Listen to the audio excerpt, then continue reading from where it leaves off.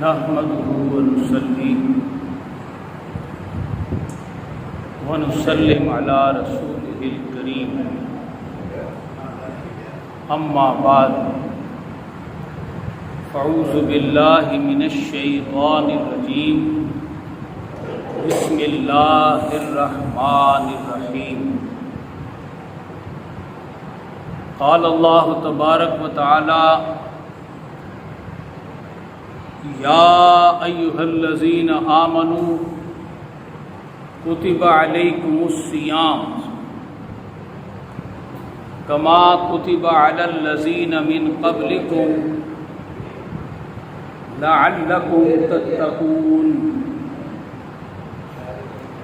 وقال اللہ تبارک وتعالی شہر رمضان الذی انزل فیہ القرآن وقال اللہ تبارک وتعالی انا انزلناہ فی لیلۃ القدر وما ادراک ما لیلۃ القدر لیلۃ القدر خیر من الف شہر وقال رسول اللہ صلی اللہ علیہ وسلم من صام رمضان ایمانا و احتسابا من قام رمضان ایمانا و احتسابا من قام لیلۃ القدر ایمانا و احتسابا قد غفر له ما تقدم من ذنبه وقال رسول اللہ صلی اللہ علیہ وسلم اذا دخل رمضان فتحت ابواب الجنہ وغلقت ابواب النار وسلسلت الشیاطین وقال اللہ تبارک وتعالی لقد ارسلنا رسلنا بالبینات وانزلنا معهم الكتاب والمیزان لیقوم الناس بالقسط وانزلنا الحدید فیہ باس شدید ومنافع للناس وَلِيَعْلَمَ اللَّهُ مَنْ يَنْصُرُهُ وَرُسُلَهُ بِالْغَيْبِ إِنَّ اللَّهَ قَوِيٌّ عَزِيزٌ صدق اللہ العظیم وصدق رسولہ النبی الکریم الامین۔ انتہائی قابل صد احترام محترم معزز سامعین و حاضرین، آج رمضان المبارک کا جمعۃ المبارک ہے اور آج 20 رمضان المبارک۔ بہت ہی خوش نصیب افراد ہیں وہ جو کہ آج اعتکاف کے لیے آج مغرب سے پہلے اعتکاف کی نیت سے سنت اعتکاف جو کہ ہمارے آقا صلی اللہ علیہ وسلم کی تقریباً عمر بھر کی سنت ہے، اور پھر صحابہ کرام، نہ صرف صحابہ کرام، صحابیات مکرمات ان کی بھی، کیونکہ آپ کے بعد صحابیات نے بھی اور صحابہ نے بھی، اہل بیت اطہار نے بھی اس سنت اعتکاف کو جاری رکھا۔ تو یہ سنت اعتکاف تو خوش نصیبوں کو میسر آتا ہے کہ جو رمضان شریف کے پہلے 19 دن 20 دن خود کو اس قابل بناتے ہیں کہ وہ اللہ کے گھر میں آ کر معتکف ہو سکیں اور پھر اللہ کی بخششوں عنایتوں کی عیدی لے کر عید کا چاند دیکھ کر اور پھر وہ یہاں سے جاتے ہیں، تو اس کو سنت اعتکاف کہا جاتا ہے۔ یہ سنت اعتکاف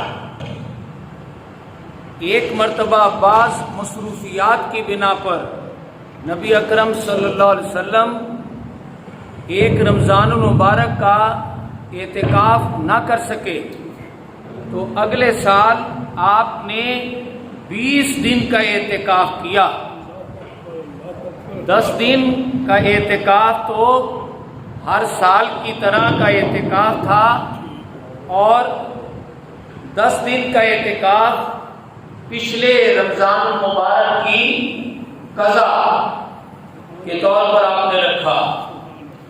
یہ اعتکاف در حقیقت آپ نے لیلۃ القدر کی تلاش میں شروع کیا،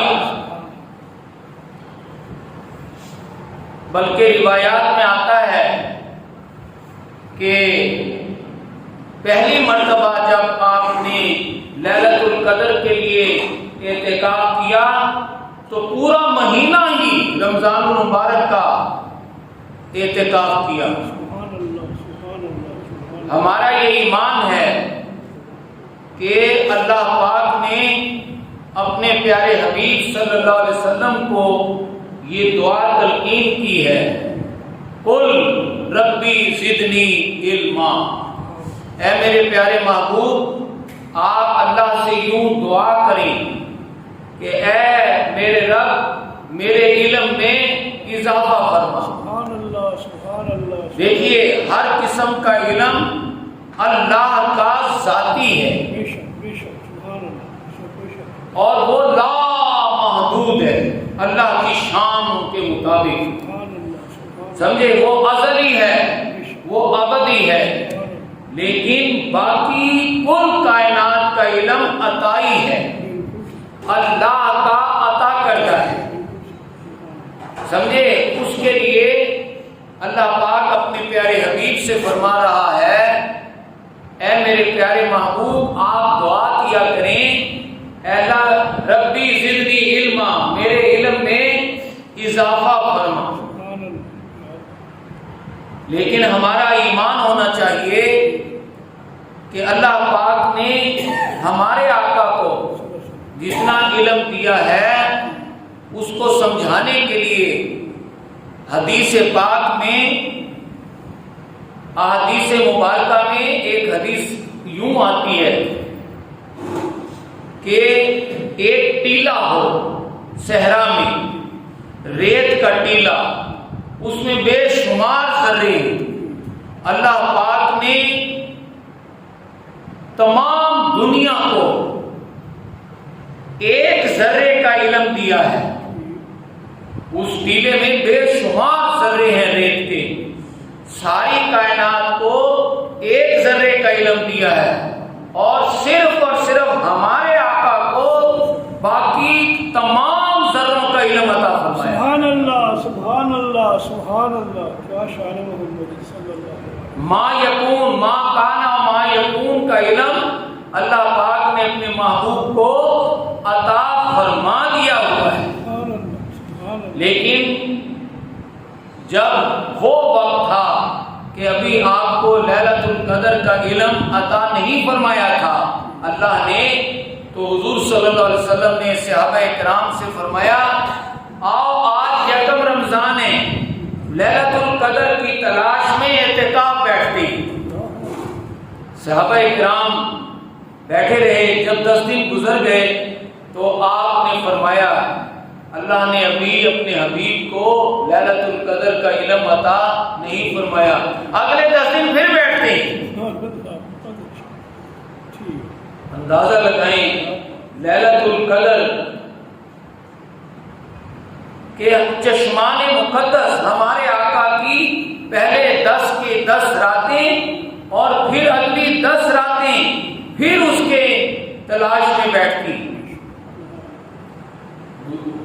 دوسرا عشرہ بھی گزر گیا، ہمارے آقا نے فرمایا تیسرا عشرہ پھر بیٹھتے ہیں۔ سبحان اللہ سبحان اللہ۔ آپ اس سے اندازہ کر سکتے ہیں کہ لیلۃ القدر کی کیا عظمت ہے۔ سبحان اللہ۔ ایسی لاکھوں نہیں کروڑوں لیلۃ القدر ہمارے آقا کی چشمان مقدس پر قربان ہو جائے، سبحان اللہ۔ لیکن ہماری تعلیم کے لیے، ہمارے اسوہ حسنہ کے لیے، ہمارے لیے سنت بن جائے لیلۃ القدر کی تلاش، اس لیے آپ نے ہماری تعلیم کے لیے اعتکاف فرمایا۔ سبحان اللہ سبحان اللہ سبحان۔ اور جب تیسرے عشرے کے چند ہی دن گزرے تھے تو آپ نے خوشی سے آ کر اعلان کیا کہ اللہ پاک نے اپنے حبیب کو لیلۃ القدر کا علم عطا فرما دیا۔ سبحان اللہ سبحان اللہ سبحان اللہ، کیا شان محمد صلی اللہ علیہ وسلم۔ پوچھا، صحابہ کرام نے پوچھا یا رسول اللہ تو پھر آپ فرمائیے لیلۃ القدر کب ہوتی ہے؟ آپ نے فرمایا سال میں ایک مرتبہ۔ اب یہ تو خوشی ہوئی کہ سارا سال چلو بندہ کوئی ساتھ لگا ہی لے تلاش کے لیے، لیکن پھر صحابہ کرام نے خواہش کر ہماری تعلیم کے لیے، ہماری آسانیوں کے لیے، ورنہ صحابہ کرام تو ایک سے بڑھ کر ایک، انہوں نے تو زندگی کا ہر لمحہ ہی باقی کیا ہوا تھا۔ انہوں نے عرض کی یا رسول اللہ اس میں کوئی آسانی نہیں ہو سکتی؟ کیا بات ہے، بہت اچھا۔ آپ نے فرمایا کیوں نہیں آسانی ہو سکتی ہے؟ آپ نے یہ آیت مبارکہ پڑھی اِنَّا أَنزَلْنَاهُ فِي لَيْلَةِ الْقَدْرِ، چلو سارا سال نہیں، رمضان شریف میں۔ سبحان اللہ، کیا بات ہے۔ لیلۃ القدر رمضان شریف میں ہوتی ہے۔ چلو سارا سال کی کنسیشن 11 مہینوں کی تو مل گئی نا۔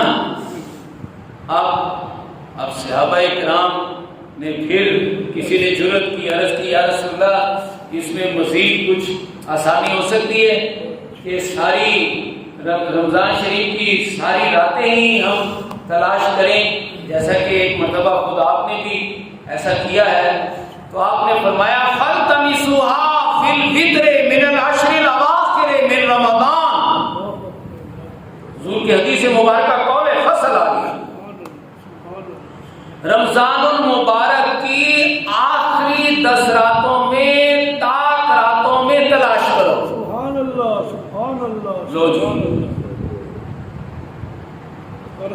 اچھانی ہو گئی۔ آج 20واں روزہ ہے، 21ویں آئے گی رات، آج سے شروع، آج سے شروع 21 23 25 27 29، ٹھیک ہے؟ اگر روزہ نہ ہو تو چاند نظر نہ آئے تو ان راتوں میں مورچہ لگا ہے، کیونکہ مادرا کا ماں لیلۃ القدر، تمہیں کیا معلوم لیلۃ القدر کیا ہے؟ سبحان اللہ۔ لیلۃ القدر خیر من الف شہر، لیلۃ القدر 1000 مہینوں سے کہیں بہتر۔ کتنی بہتر یہ تو اللہ ہی جانتا ہے، ہم جو کچھ قرآن پاک سے سمجھ سکتے ہیں بہتری کا مفہوم یوں بیان ہوا ہے، ایک سورہ نور میں یوں بیان ہوا ہے لِيَجْزِيَهُمُ اللَّهُ أَحْسَنَ مَا عَمِلُوا۔ قرآن حکیم کے نزدیک بہتر کی تعریف یہ آئی ہے جو جتنے بھی تم اعمال کرتے ہو نا زندگی میں، مختلف قسم کے، مثلا نماز پڑھنا ایک عمل ہے، حج کرنا ایک عمل ہے، نوافل پڑھنا ایک عمل ہے، تلاوت قرآن ایک عمل ہے، والدین کی خدمت کرنا ایک عمل ہے۔ کوئی بھی نیک عمل کرو، اس میں جو بہترین عمل تمہاری طرف سے ہوا ہوگا نا، اس قسم کے عمل میں سے، مثلا ہم یہاں نماز پڑھ رہے ہیں، لاہور میں رہتے ہیں، اس مسجد میں اس مسجد میں نماز پڑھتے ہیں، کبھی اللہ ہمیں توفیق دیتا ہے ہم عمرے کے لیے چلے جاتے ہیں تو زندگی میں موقع مل جاتا ہے مسجد نبی میں نماز پڑھنے کا، خانہ کعبہ میں، بیت اللہ میں نماز پڑھنے کا، وہ وہاں 4 دن 5 دن 10 دن جو بھی ہمیں میسر ہے، پھر ہم واپس آ گئے۔ اب ساری عمر تو نمازیں پڑھنا ہے، صرف نماز کی بات کر رہا ہوں، نماز کے حوالے سے۔ نمازیں وہ بھی ہیں جو ہم نے یہاں بھی پڑھی، نمازیں وہ بھی ہیں جو وہاں پڑھی، اور وہاں لاکھوں گنا زیادہ ثواب مل رہا ہے۔ اللہ کہہ رہا ہے یہاں کی بھی نمازوں کا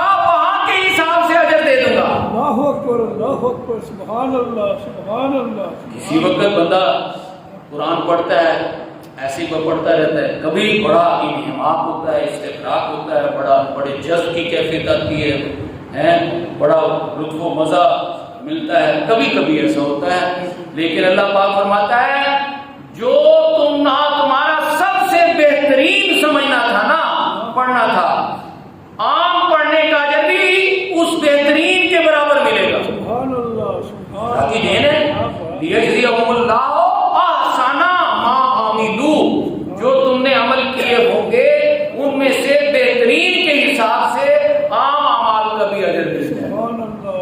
پھر اللہ فرماتا ہے وَيَزِيدُهُم مِّن فَضْلِهِ، اللہ تعالیٰ اپنے فضل میں سے بھی، اللہ کہے گا میرے فضل میں سے بھی دے دو. تو لیلۃ القدر 1000 مہینوں سے کتنی بہتر ہے،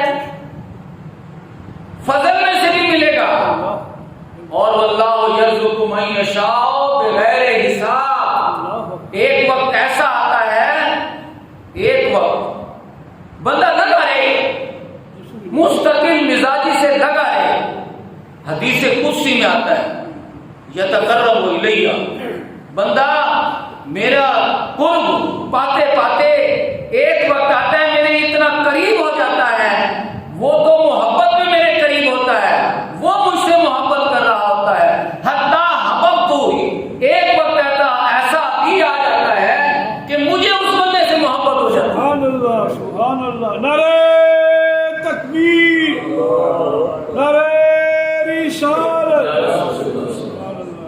جب وہ مقام آتا ہے نا، یہ قرآن حکیم کی آیت ہے قُلْ إِن كُنتُمْ تُحِبُّونَ اللَّهَ، لوگو تم اللہ سے محبت کرنا چاہتے ہو فاتبعونی، میرے محبوب کا غلام بنو.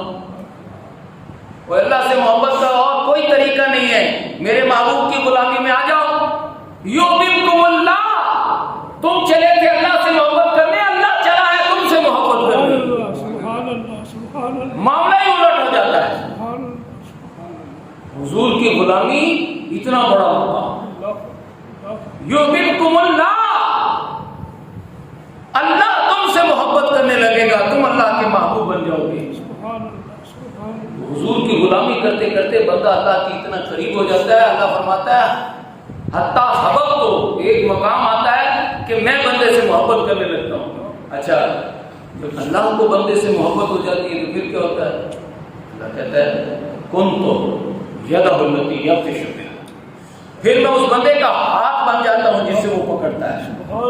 کنت سمع التی یسمع بہا، میں اس بندے کے کان بن جاتا ہوں جس سے وہ سنتا ہے. کنت بصر التی یبصر بہا، میں اس بندے کی آنکھیں بن جاتا ہوں جس سے وہ دیکھتا ہے. کنت فؤاد التی یرید بہا، میں اس بندے کا دل بن جاتا ہوں جس سے وہ ارادہ کرتا ہے. یہ مقام مل جاتا ہے کن بندوں کو ملتا ہے. بات لیلۃ القدر کی ہوگی، اعتکاف کی ہم نے شروع کی کہ خوش نصیب ہیں وہ افراد جو لوگ سنت اعتکاف بیٹھے، لیکن جو نہ بھی بیٹھ سکے. ایسا نہیں ہے کہ وہ اعتکاف سے محروم رہیں گے، وہ بھی اعتکاف سے فائدہ اٹھا سکتے ہیں. اعتکاف ایک لمحے کا بھی ہوتا ہے.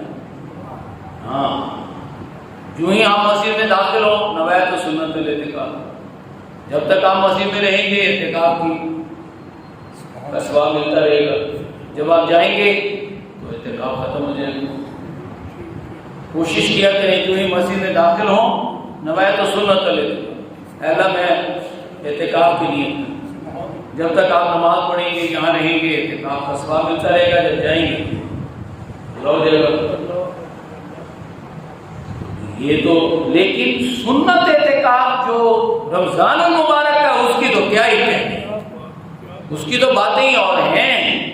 تو کوشش تو کریں ہم سنت اعتکاف بیٹھیں. خواتین اپنے گھروں میں بیٹھ کر ایک جگہ مخصوص کر سکتی ہیں، اپنا کام کاج بھی کر سکتی ہیں، لیکن زیادہ توجہ قرآن حکیم کو پڑھنے سمجھنے نیکی کی طرف راغب ہونے میں گزاری، اور جب فارغ ہوں تو اپنی اس مقررہ وقت پر مقررہ جگہ پر بیٹھ جائیں. اسی طرح یہاں کوئی حجرے وغیرہ بنانا ضروری نہیں ہوتا، ایک جگہ فکس ہونی چاہیے کہ ایک معتکف ہے، اس نے آرام کرنا ہے، دوسرا آدمی بیٹھا ہوا اس کی جگہ، وہ دیکھ رہا ہے یہ اٹھے تو میں نہیں، اس طرح ہمیں ایک جگہ تھوڑی سی چند دن کے لیے فکس کر لینی چاہیے، اور وہاں پر دوسروں کو خیال رکھنا چاہیے کہ ان کے بیٹھنے اٹھنے کا خیال رکھیں۔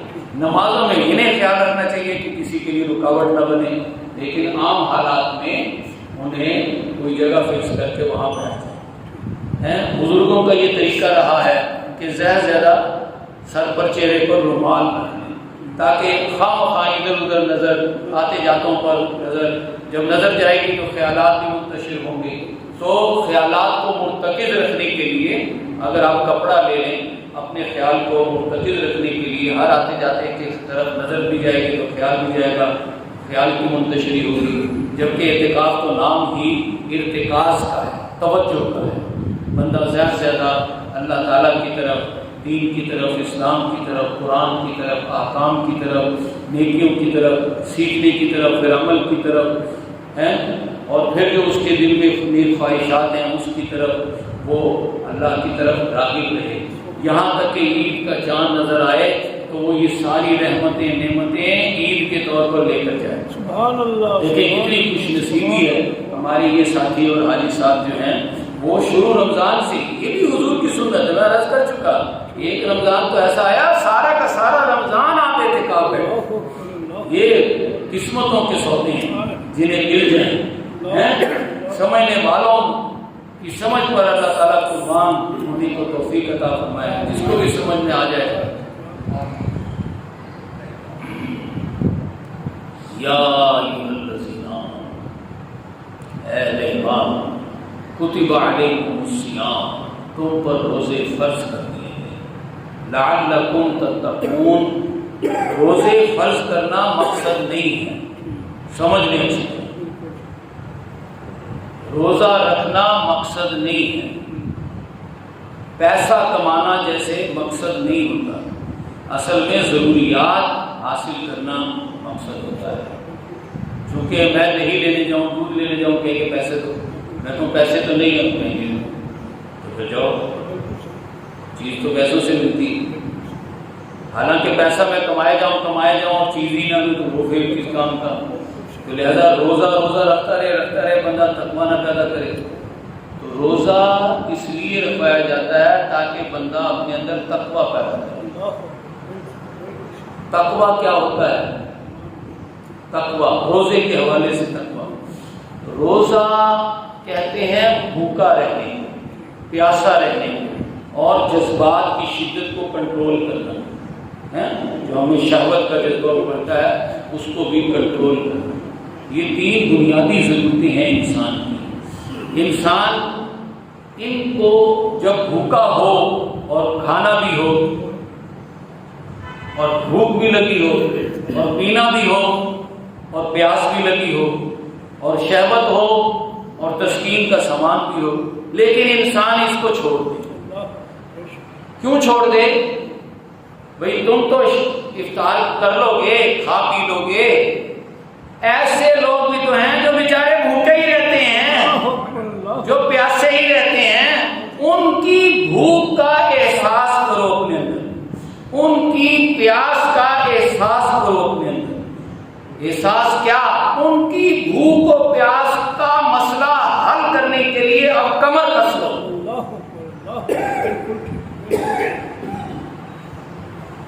یہ جو کمر کسنا ہے نا، کتنی کمر کسنا ہے، اسے جہاد کہتے ہیں۔ مسئلہ ہے بھوک و پیاس، اور کتنے نوجوان ہیں، کتنی ہماری بچیاں ہیں جو صحیح رشتوں کے لیے بوڑھی ہو جاتی ہیں، اور کتنے بے راہ رو ہیں جو اس میں غلط طریقے سے اس طرف راغب ہو جاتے ہیں۔ تو اس مسئلے کو حل کرنے کے لیے اللہ تعالیٰ کہتا ہے یہ اللہ سے محبت ہوگی، اللہ کے رسول سے محبت ہوگی، اس کی راہ میں جہاد سے محبت ہوگی۔ سبحان اللہ، سبحان اللہ۔ یہ جذبہ جہاد اپنے اندر پیدا کرنا، اس کا سب سے بڑا ذریعہ روزہ ہے۔ دیکھو نا، انسان اپنی ہر وقت کی ضرورتوں کو کنٹرول کر رہا ہے، ہر وقت اس کا ایک تعلق اللہ سے قائم ہو گیا، ہر وقت اسے بھوک لگ رہی ہے لیکن وہ کہہ رہے ہیں نہیں میں نے تو اللہ کی بات ماننی، اللہ کی رضا کے لیے بھوکا رہنا ہے۔ پیاس لگ رہی ہے نہیں، وہ کہتے ہیں نہیں میں نے تو اللہ کی رضا۔ تو پھر یہ بھوک و پیاس کی تکلیف محسوس کرے، اور پھر جو ہمیشہ بھوکے پیاسے رہتے ہیں بیچارے، ان کی تکلیف کو دور کرنے کے لیے کمر کس لے، اپنا وقت لگائے، اپنی صلاحیتیں لگائے۔ صحابہ کرام نے یہی تو کیا تھا، اور کیا کیا؟ کتب علیکم الصیام، تم پر روزے فرض کیے ہم نے، لعلکم تتقون، تاکہ تم میں تقوی پیدا ہو۔ بھوک و پیاس، بھوکوں کی بھوک اور پیاسوں کی پیاس اور شہوت کے جذبات میں تڑپنے والی انسانیت کا مسئلہ حل کرنے کے لیے جو تم سے بن پڑے کر گزرو۔ وہ کر گزرنا کیا ہے؟ سب سے پہلے تو وقت نکالو نا، ان چیزوں کو پڑھو، قرآن کو پڑھو، اس کو سمجھو، پھر اس پر عمل، یہ تقویٰ اپنے اندر پیدا کر کے عمل کرو گے تو پھر آپ مشکلات آ جائیں گی۔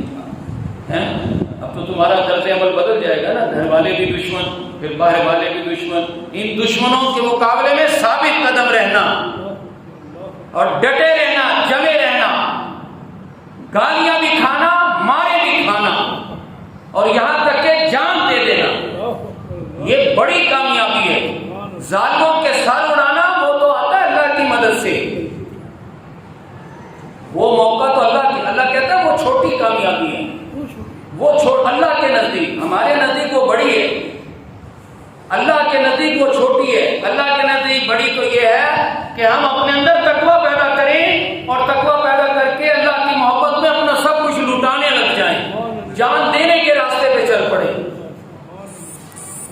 سمجھے؟ یہ ہے ذالک الفوز العظیم، یہ بڑی کامیابی ہے۔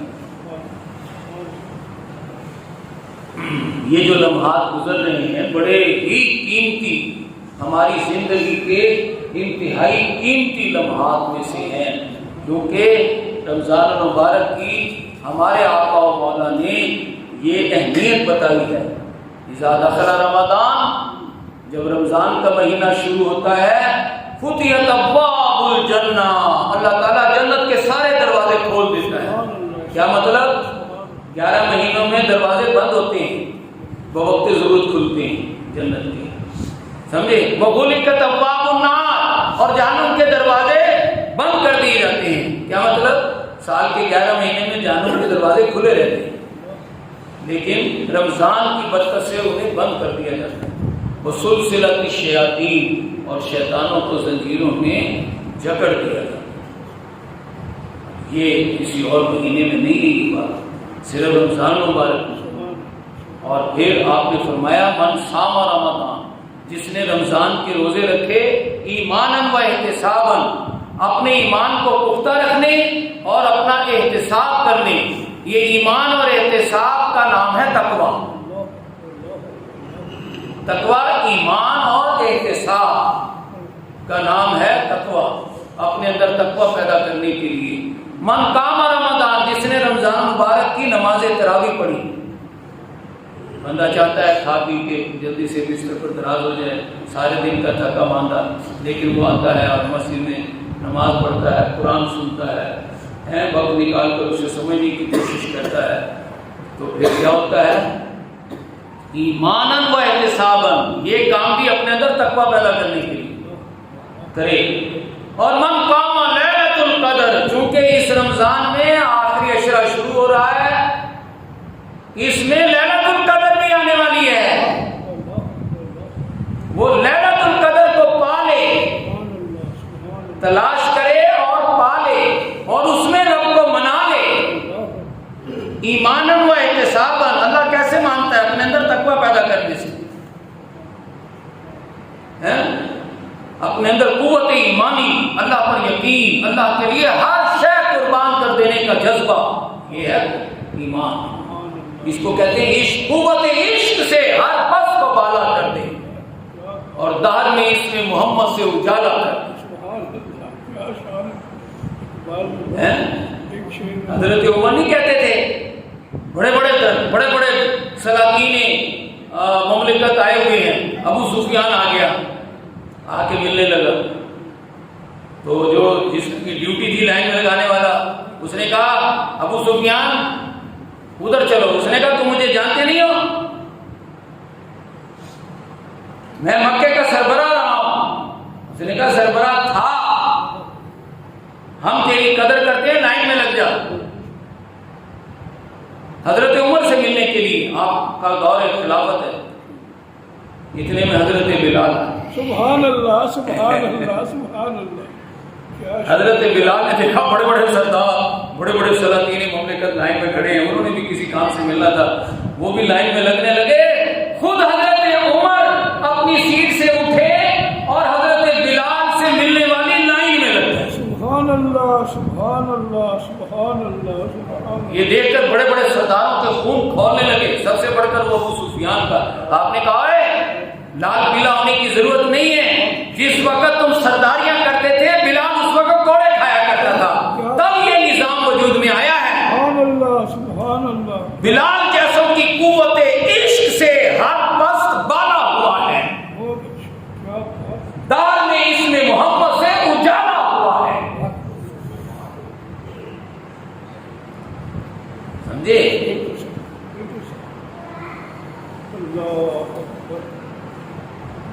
اسی لیے ہمارے آقا صلی اللہ علیہ وسلم فرماتے ہیں جس نے اپنے اندر ایمان اور احتساب پیدا کرنے کے لیے لیلۃ القدر کو زندہ کیا, قد غفر له ما تقدم من ذنبی, اللہ تعالیٰ نے اس کے اگلے پچھلے سارے گناہوں کو معاف کر دیا. کم از کم گزشتہ زندگی کے گناہ تو معاف ہو گئے, ایسے جیسے اس کی ماں نے اسے ابھی جنا ہے اور وہ آج ہی پیدا ہو کر آیا ہے. اتنا معصوم اللہ تعالیٰ اسے کر دیتا ہے. یہ برکتیں رمضان میں ہیں نا, رمضان کے علاوہ کہاں ہے؟ رمضان تو خود اس کا ماحول ہی ایسا ہے, پکڑ کے برے سے بروں کو ہمارے جیسوں کو پکڑ کے اس شاہراہ پر کھڑا کر دیتا ہے جو سیدھی جنت کو جا رہی ہے. سبحان اللہ سبحان اللہ سبحان اللہ. اور یہ سب برکتیں تو قرآن کی وجہ سے ہیں. شہر رمضان الذی انزل فیہ القرآن. رمضان کی ساری برکتیں تو قرآن کسی اور مہینے میں نازل ہو جاتا تو ساری برکتیں ادھر چلی جانی تھی. ہم رمضان کی برکتوں کا تو خیال رکھتے ہیں, قرآن کی برکت کا خیال نہیں ہے, جس کے دم قدم سے سب کچھ ہے. قرآن کا کیسے خیال رکھا جاتا ہے؟ اس کو پہلے تو پڑھا جائے, پھر اسے سمجھا جائے, پھر سمجھ اور پڑھ کس لیے ہے؟ عمل ایک ہی ہے. پورا قرآن حدیث سیرت سب کو پڑھ لے, جان دینے کے راستے پر بندہ چل پڑے, کلمہ حق بیان کرے, گھر والوں کی دشمنی اور باہر والوں کی دشمنی میں ثابت قدم رہے. اللہ کہتا ہے وَلَا يَعْلَمَنَّ اللَّهُ الَّذِينَ صَدَقُوا وَلَا يَعْلَمَنَّ الْكَاذِبِينَ. ثابت قدم رہا تو سچا, اور اگر مصلحت کا شکار ہو گیا تو جھوٹا. پھر ایک وقت آتا ہے بندہ اپنی ذاتی گھر کی, محلے کی, یہاں کی چپکلش سے, کشمکش سے ایک بڑی کشمکش, یہ جو اپنی سطح کی کشمکش ہے اس کو قرآن نے چھٹکارا کہا ہے, چھٹکارا. لیکن جو حکومت وقت سے ٹکر کا موقع آتا ہے, جیسے میدان بدر, غزوہ بدر ہے, آج 20 رمضان ہے, 17 رمضان المبارک میں غزوہ بدر ہوا. وہاں کیا ہوا؟ وہاں ایک مومن کا ایک کافر سے مقابلہ نہیں, ایک کافر سے مقابلہ نہیں ہے. مکہ میں تو 13 برس کی انفرادی لڑائی رہی نا, گھر کا ایک شخص ایمان لے آیا, باقی 10-12 افراد نے اس کا جینا حرام کر دیا. باہر نکلا تو بڑے بڑے سردار ہیں اور ان کی منوپلیز ہیں اور وہ مار پیٹ رہے ہیں انفرادی. آج کیا ہوا میدان بدر میں؟ ادھر بیچارے نہتے 313 یا 305 اور ادھر ایک سردار نہیں حدیث پاک میں آتا ہے سیر صحابہ میں کہ ایک سردار، یہ اتنے بڑے جنگجو تھے یہ مکے کے، کیونکہ مرکز ہے نا، بڑے بدماش ہیں، تو یہ ایک سردار اگر مدینہ میں آ جاتا تھا تو تھرتھری مچ جاتی تھی، وہ بھتے وصول کرتا تھا، کسی کی لڑکی اٹھا لیتا تھا، کسی کو قتل کروا دیتا تھا۔ ہے ظالم تو ایسے ہی ہوتے ہیں، ایک آ کر تھرتھری مچا دیتا تھا۔ آج 70 موجود ہیں اور پوری فوج اور لشکر کے ساتھ موجود ہیں، اور ساری رات رنڈیاں نچاتے رہے، گانے بجانے کرتے رہے کہ صبح اٹھتے چیر پھاڑ کر کے رکھ دیں گے ان کو۔ اور ہمارے آقا صلی اللہ علیہ وسلم اور صحابہ کرام کیا کرتے رہے؟ ساری رات اللہ کی بارگاہ میں سجدہ ریز رہے ہیں۔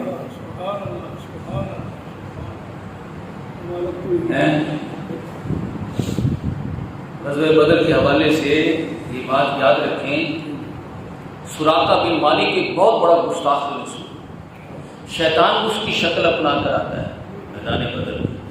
سراقہ اس کو تو پکڑ کے کہیں باندھ دیا اور نے، اور خود اس کی شکل اپنا کر آ گیا اور لوگوں کو اکٹھا کر رہا ہے، اور چلو میدان بدر میں بڑے بڑے سرداروں کو، بڑے بڑے لوگوں کو اکٹھا کر لایا، میں ہوں نا تمہارے ساتھ، آ گیا۔ ان کو بتا رہا ہے ہم یہ کر دیں گے، وہ شیطان۔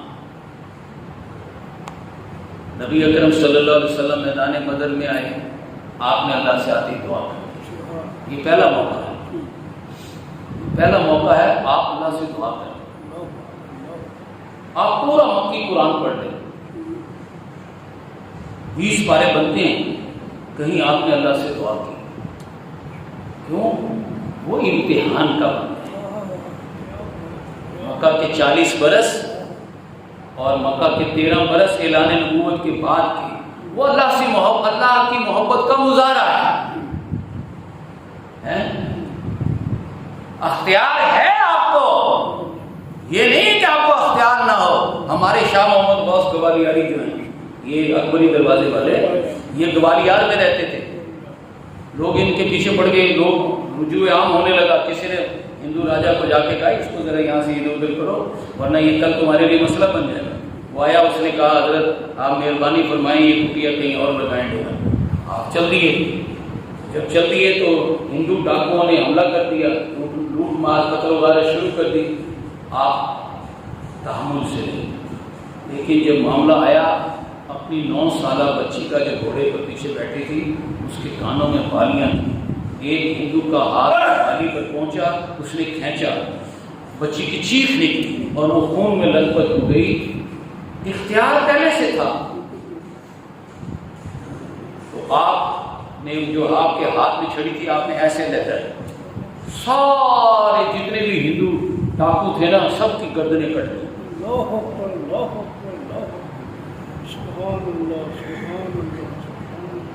یہ شاہ محمد غوث گوالیاری کا یہ مقام ہے، تو امام حسین کا کیا مقام ہے؟ سبحان اللہ، سبحان اللہ، سبحان اللہ، سبحان اللہ۔ یہ شاہ محمد غوث کا مقام ہے، تو ہمارے آقا کا مقام کیا ہوگا؟ سبحان اللہ، سبحان اللہ، سبحان اللہ۔ اور حضرت بلال کا کیا مقام ہوگا؟ یہ رضا کی تلوار ہے جو بندہ مومن اللہ کی محبت میں اپنی گردن پر چلنے دیتا ہے۔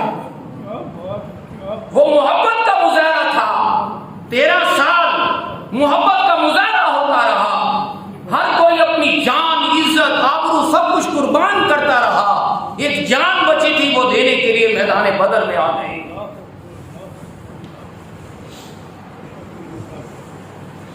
آپ نے دعا کی، بس حضور کے دعا کرنے کی دیر تھی۔ سورہ انفال پڑھے نا، اذ تستغیثون ربکم، میرے پیارے محبوب آپ یاد تو کریں وہ موقع جب اللہ بھی حضور کی دعاؤں کے لمحات کو یاد کرتا ہے کہ میرے محبوب نے کبھی تو ہاتھ اٹھا کر مجھ سے مدد کی درخواست کی، ورنہ ہر وقت قربان ہونے کے لیے تیار رہتا ہے۔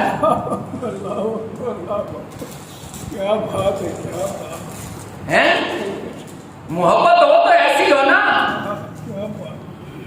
ہر لمحہ میرا محبوب مارے کھانے لہو لہان ہونے کے لیے تیار رہتا ہے۔ المطبقون، اے میرے محبوب یاد تو کریں وہ وقت جب آپ نے ہم سے استغاثہ کیا، اپنے رب سے کہا اے اللہ مدد دے. بس ہمارے آقا کے ہاتھ کے اٹھنے کی دیر تھی. ایک میدان بدر میں زبردست آندھی اور طوفان آیا. کیسے نہ آئے؟ جبرائیل امین جنگی لباس پہن کر آ گئے. سبحان اللہ سبحان اللہ سبحان اللہ سبحان اللہ. سردیوں میں، گرمیوں میں تو نہیں، سردیوں میں ایک چھوٹا سا پنکھا چلے تو کتنی ہلچل سی مچ جاتی ہے. صرف مثال دے رہا ہوں. اور حضرت جبرائیل علیہ السلام کا تو ایک پر زمین و آسمان جتنا ہے. وہ جب آئے تو کیسی طوفان آ گیا. جبرائیل آئے، میکائیل آئے، اسرافیل آئے، اسرائیل آ گئے. 1000 فرشتوں کی فوج آ گئی میدان بدر میں. مسلمانوں کی ہیبت طاری ہو گئی. ابو معمر فہری جو نماز روزے کا قائل تھا، صرف لڑنے بھیڑنے کا قائل نہیں تھا، کہتے تھے یہ کیا امن کی بات کیا کریں، انتشار یہ وہ ہے، ہر وقت تلواریں اٹھائے پھرتے رہتے ہیں. آپ نے 74 مسلح جنگیں لڑی ہیں، مسجد نبوی میں نمازیں پڑھائی ہیں تو 74 جنگیں بھی لڑی ہیں.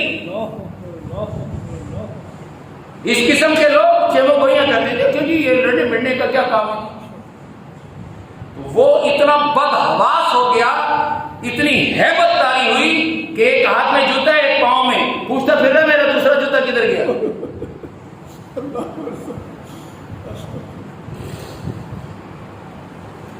اور وہ امیہ بن خلف جو موٹو، امیہ بن خلف وہ بھاگا.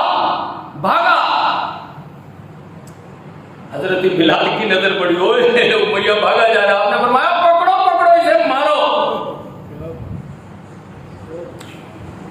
اگر آج یہ بچا تو پھر بلال نہیں بچا.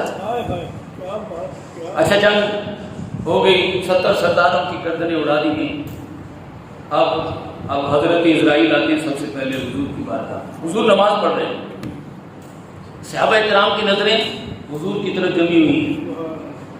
آپ نماز میں مسکرا رہے ہیں. ہمارے آقا میدان بدر میں نماز پڑھ رہے ہیں، صحابہ دیکھ رہے ہیں کہ حضور نماز پڑھ رہے ہیں، نماز پڑھتے پڑھتے مسکرا رہے ہیں.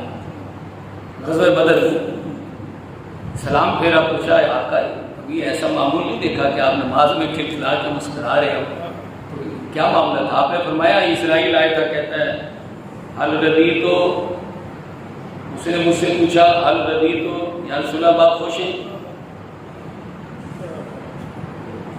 میں نے کہہ دیا نام ردی تو، ہاں میں آپ خوش ہوں. تو وہ پھر اجازت لے کے چلا گیا. میدان بدر میں مسلمانوں کی ہیبت طاری ہے. آج ہم ذلیل کیوں ہیں؟ آج ذلیل اور رسوا کیوں ہیں؟ اس وجہ سے نا کہ ہم نے فضائے بدر پیدا کرنی چھوڑ دی ہے. اپنے نصاب میں سے بھی نکال دی، اپنے دماغ میں سے بھی نکال دی، اپنے خیال میں سے بھی نکال دی. یہ خیال میں آئے کیسے؟ قرآن سمجھنا نہیں، سیرت طیبہ کا مطالعہ کرنا نہیں. اذان ہوتی ہے سب سے پہلے قرآن کی کلاس لگتی سمجھنے کی، پھر سمجھے ہوئے قرآن کو لائنیں صفحے بنا کر اللہ کی بارگاہ میں ہم کلام ہوا جاتا. آپ آئے ہیں نا، خطبہ ہو رہا ہے نا، یہ درس قرآن ہی تو ہے اور کیا ہے. پھر کھڑے ہوں گے، نماز پڑھیں گے. ہماری بدبختی کہ اگر اب یہ نہیں رہا، یہ نظام نہیں رہا، تو کوئی زندہ کرے، کوئی کہے کہ کرنا چاہیے.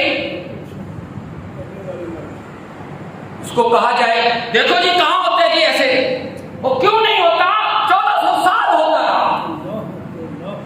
آج نہیں ہو رہا تو اس کا مطلب یہ ہے یہ دلیل بنا لی جائے. قرآن کو سمجھنے کی سب سے بہترین صورت یہ ہے اذان دی جائے اور لوگوں کو بلایا جائے.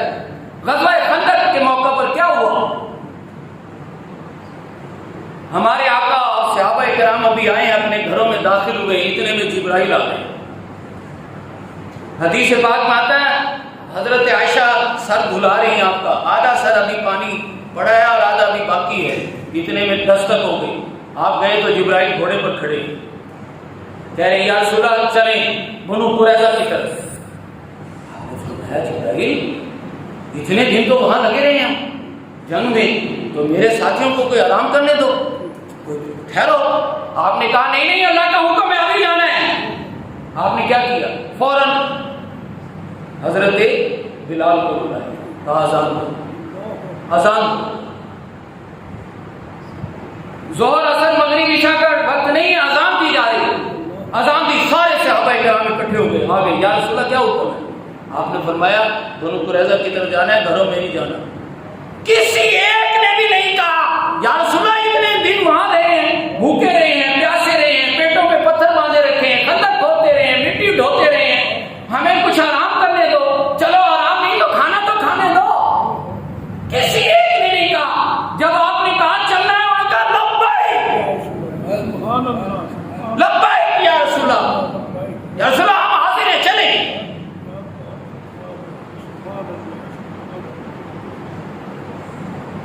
جن محبوبوں کا ہم کلمہ پڑھتے ہیں ان کی زندگیاں تو یہ ہیں.